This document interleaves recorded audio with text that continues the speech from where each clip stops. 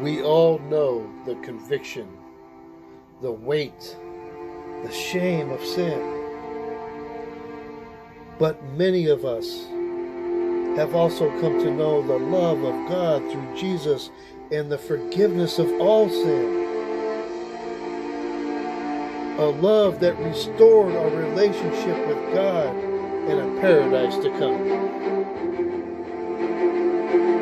We have discovered prophecies in God's Word that for thousands of years pointed to the Messiah to come in amazing detail. That he would crush the head of Satan, whose star would be seen. A great prophet like Moses. A conspiracy to kill him. God in the flesh would shepherd Israel himself. The king of an eternal kingdom. Born of a virgin, called Mighty God. A suffering servant. He would make a new covenant, be a light to the Gentiles, born in Bethlehem, died as a criminal, buried with the rich, rise on the third day, pour out his Spirit. There's a promise of his return, and he gave us signs to watch for before the rapture of the church. Yes, end times will be perilous. Mockers will mock. The Antichrist will rise. Great tribulation will come upon the earth.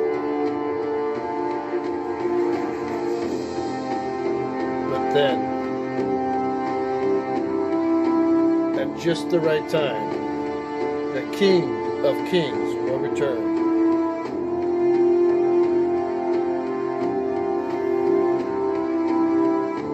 This has been our study of the end times.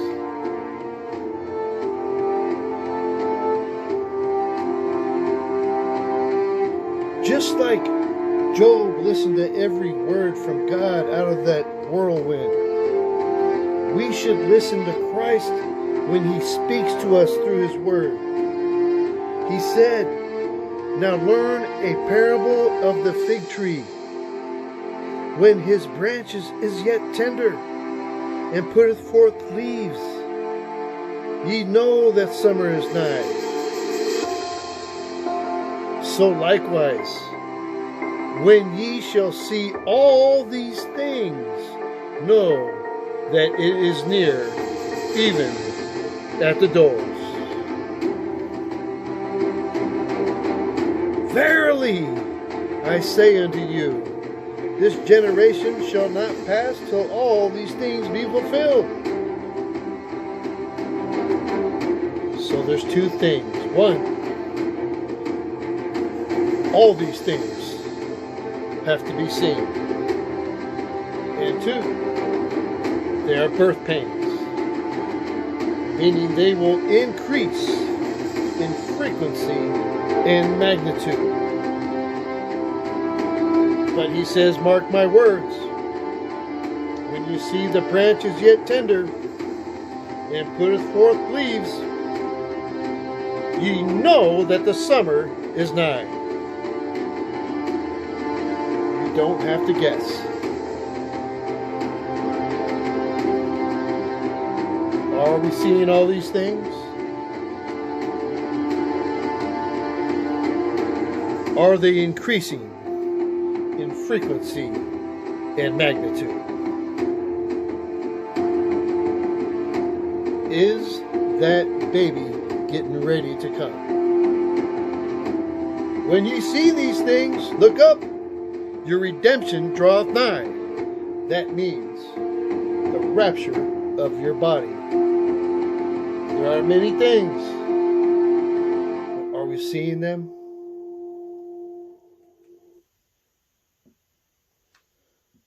Are they there? And before you know it, summer will be here, and those branches will have fruit. Matthew, Mark, and Luke all have parallel scriptures of Jesus' prophecies of the end times.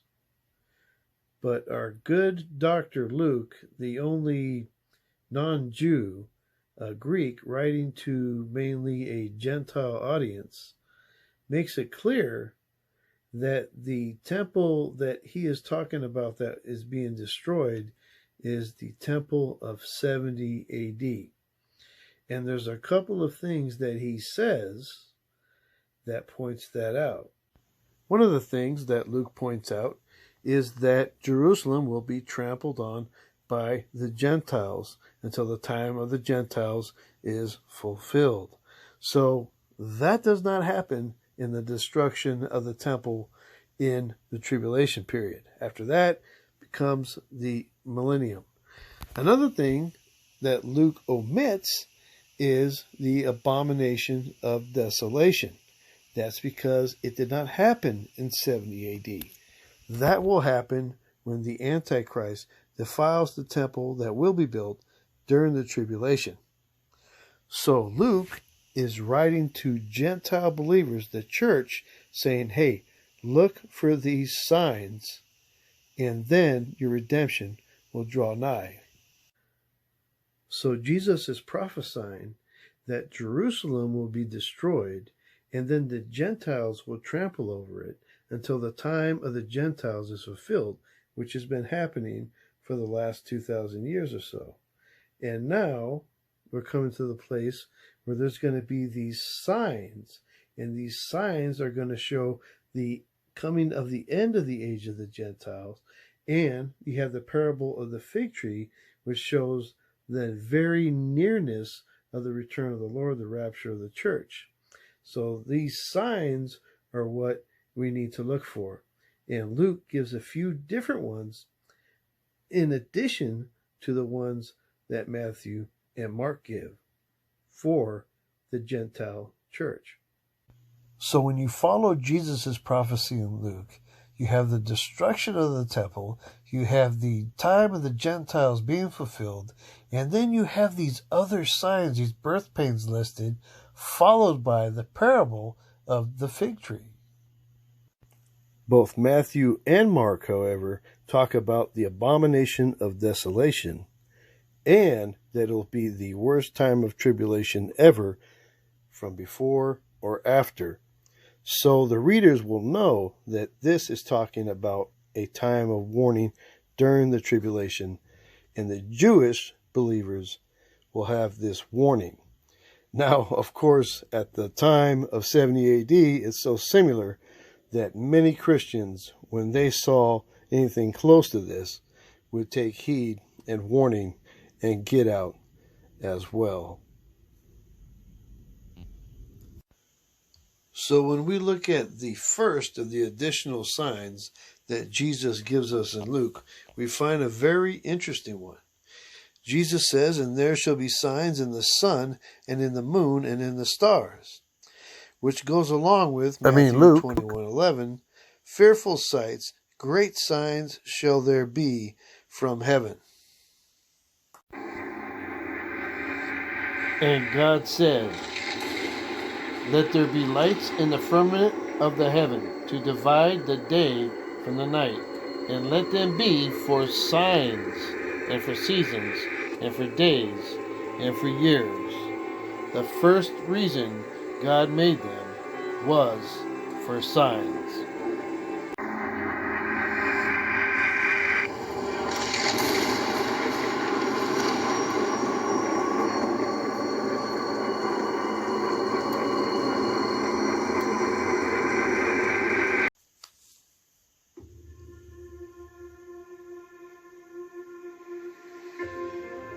Now it seems like every time you turn on the TV, you see something interesting.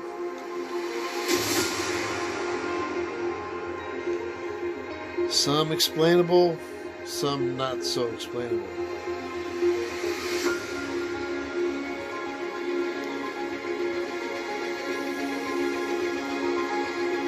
But one thing for sure, we're seeing a lot more of it.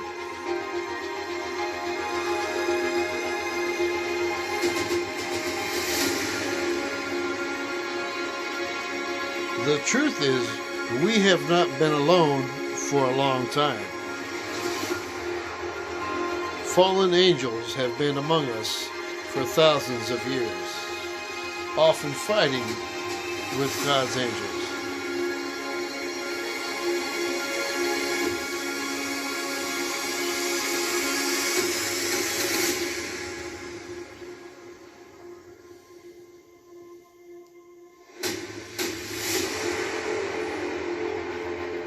They're very intelligent, and we don't know everything that they've been up to. They've done their best to hide their traces.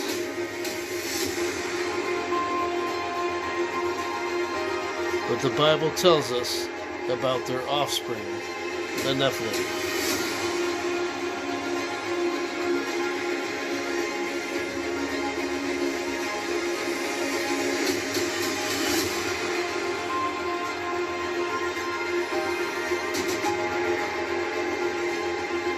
But perhaps this is not even what Jesus was talking about.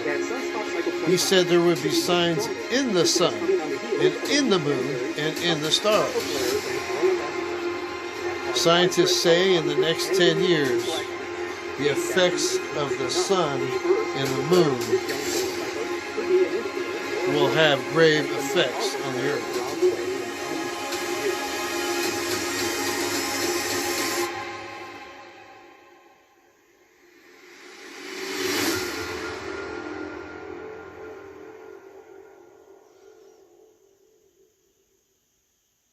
I wouldn't be surprised if there were more fearful sights and great signs from heaven to come.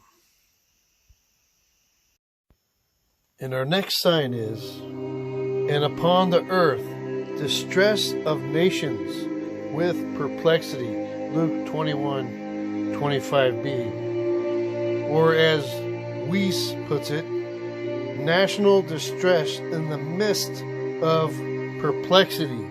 Intricate, complicated, perplexed, difficult. Never has the world had this level of uncertainty, of predicament, of quandary.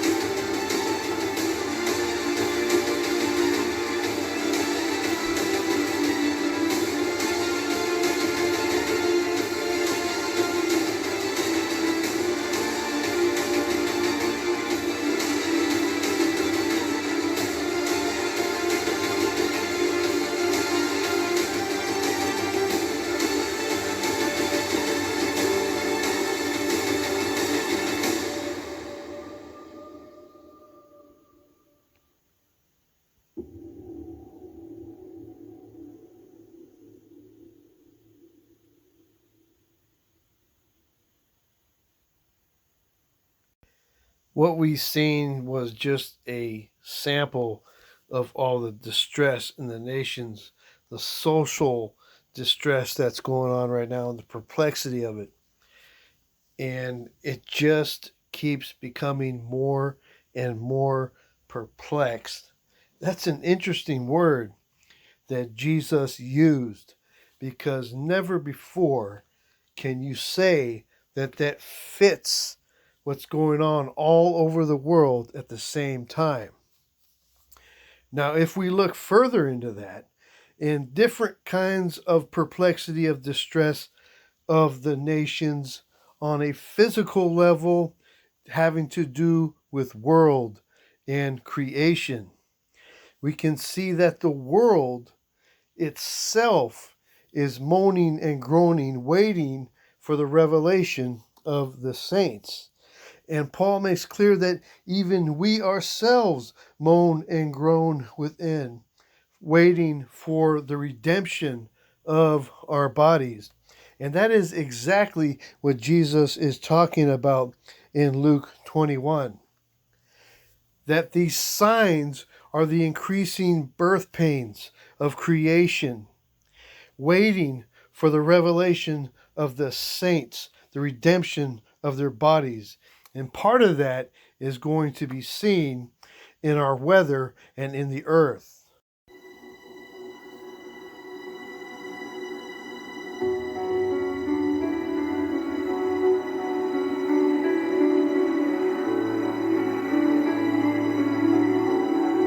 Now, the sea has always been pretty rough.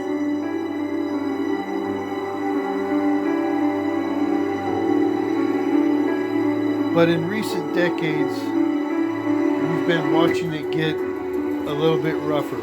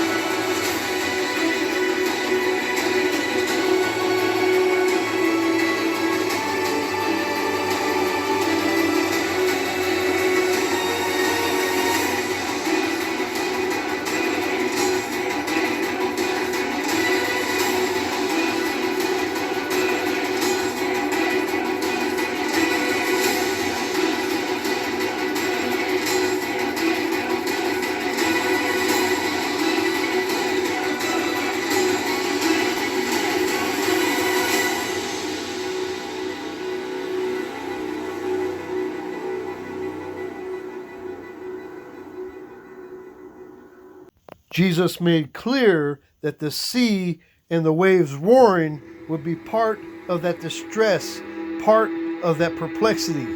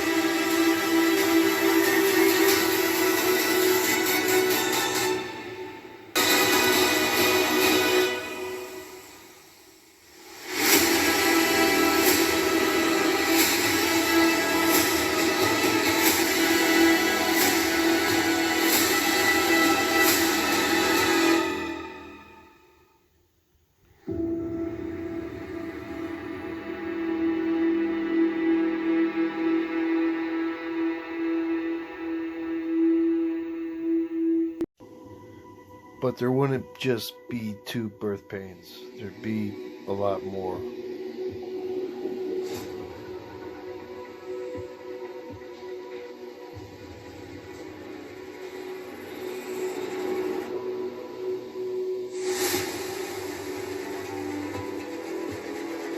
These are just a few of the tornadoes in the past few months.